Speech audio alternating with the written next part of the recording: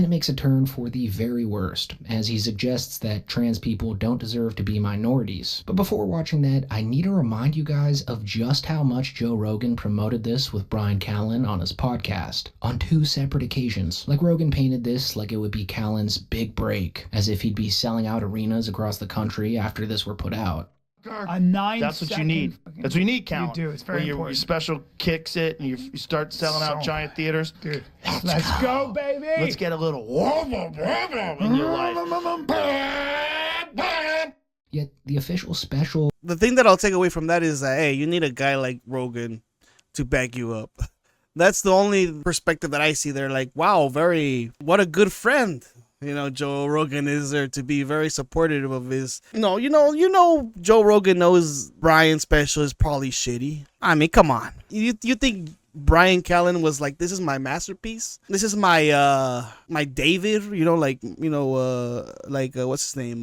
Michelangelo, this is my Sistine Chapel. Just another cash grab for old Bryan here. And I think he's kind of running out of material now, or he's just out of touch now, I guess. Barely cracked 200,000 views 2 weeks after being released, which by all means isn't a small number, but considering how much Rogan force-fed this to his massive audience, it doesn't seem like much. If anything, it just points to Joe Rogan having close to zero influence on the comedy world anymore. Like, the days where comedians could go on Joe Rogan and instantly sell out arenas the following year are absolutely over. And it's almost like even Rogan knew this, but was trying to do the most he could for Callen out of pity for an old friend. An old friend who, might I add, was accused of some pretty heinous things in the LA Times not too long ago. And I don't know if you guys read that or not, but Bryan Callen's allegedly done some horrific things to countless women. And the worst part about that is that he found it all completely hilarious. Like the time when Whitney Cummings detailed a story about when Callen exposed himself to her alone together in a car. Bryan found that to be absolutely hilarious. The funny thing about it is, like, yeah,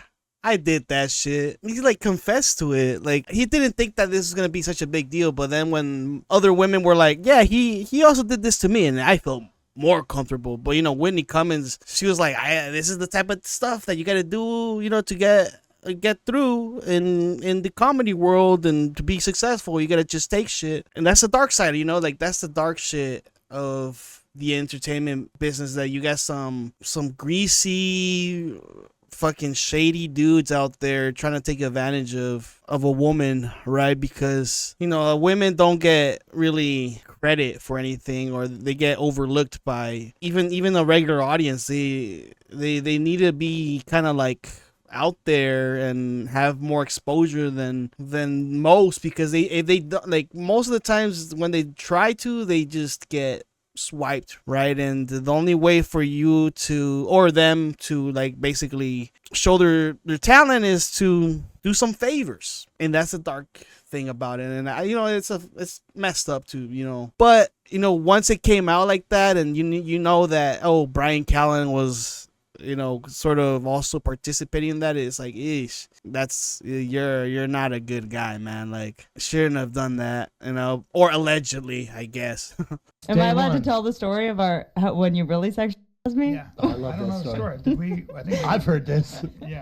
We were, there was this place called Westwood Brewing Company. I would go to try to do like 4 minutes in front of 3 like drunk college girls, and then you would try to have sex with those 3 drunk college girls. Sure would. After I had bombed in front of them. El Dirtbag over here. And then one time we like left. It was like a Tuesday at like, it was only like 7:30, and you were like, can I get a ride in my car? And I was like, sure. And you got in the car, and I literally like turned the wheel like to like look where I was going, and I turned around and your dick was out. Hey, the old peekaboo. Call the old peekaboo. So yeah. It was like, remember?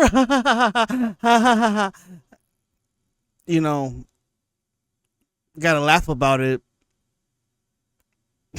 What else? At that time, either the whole hashtag Me Too movement wasn't out there yet, and nobody really cared at that time, right? And then later, the consequences come in, and boom, Callen sort of self-confessed on this being real, right? But you try to make it funny, right? Like, try to like laugh away the trauma. But when it's like one time, it could be a joke at best. It's like for the most part. But then if multiple people come out and be like, yeah, he did that to me too, and he did that to me too, and me too, and me too, and then hashtag me too fucking arrives, and it's too late for you, bud, right? And then also you lose your shine on being funny because that weighs on you, right? Bryan Callen, those allegations slowed him down, made him older.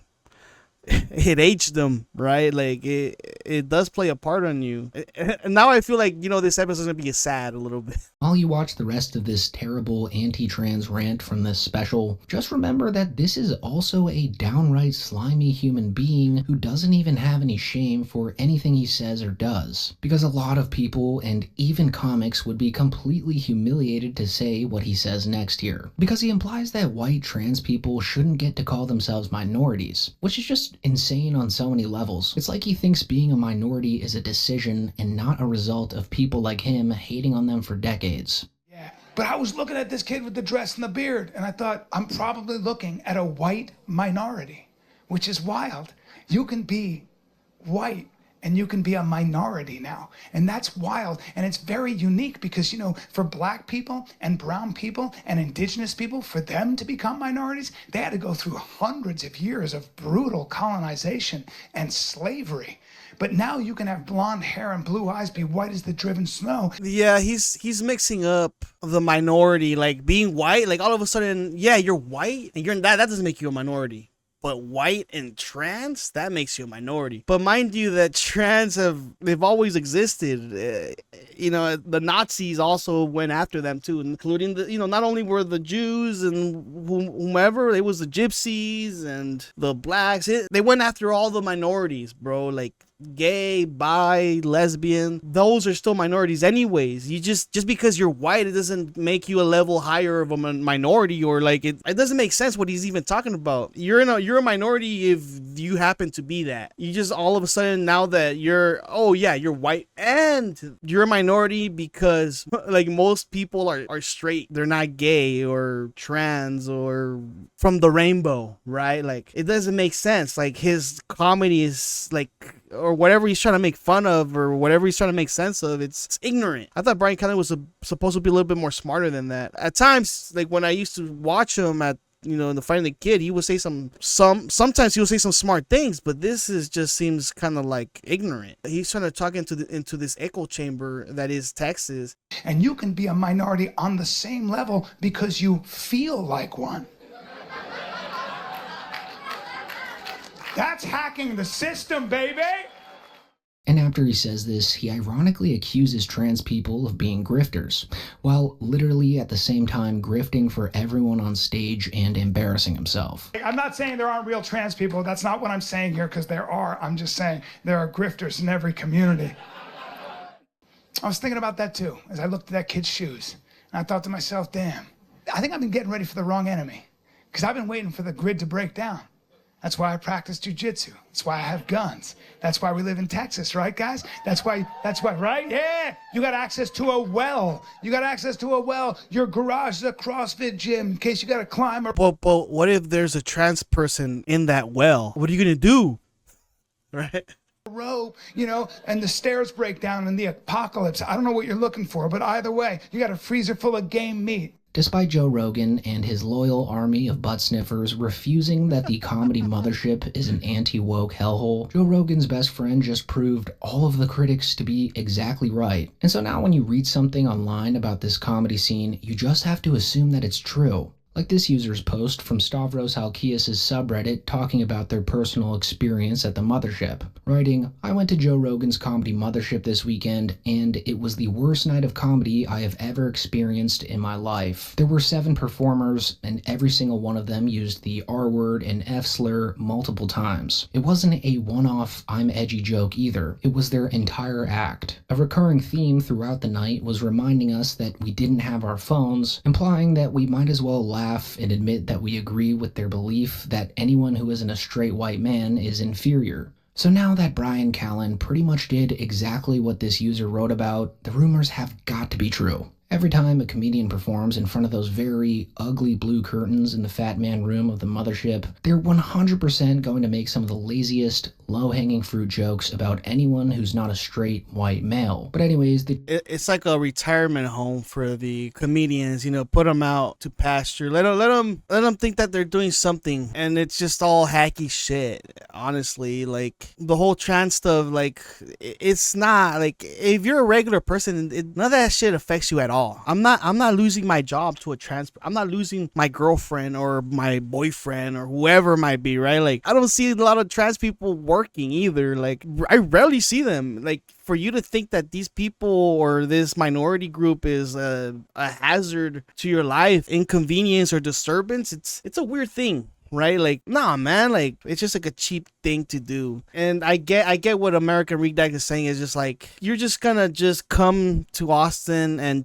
get the cheapest laughs because these are the most, I don't even want to say most of the crowd is that, though, like, you know, I don't want to say like the crowd is like depraved and racist and that shit and stuff like that, because I've said, I don't want to assume that the whole crowd is happy with the bits and the material that Bryan Callen is talking about. Like, I don't think everybody in there is what he thinks that they are. People are very diverse, right? Yeah, that's all I gotta say about that.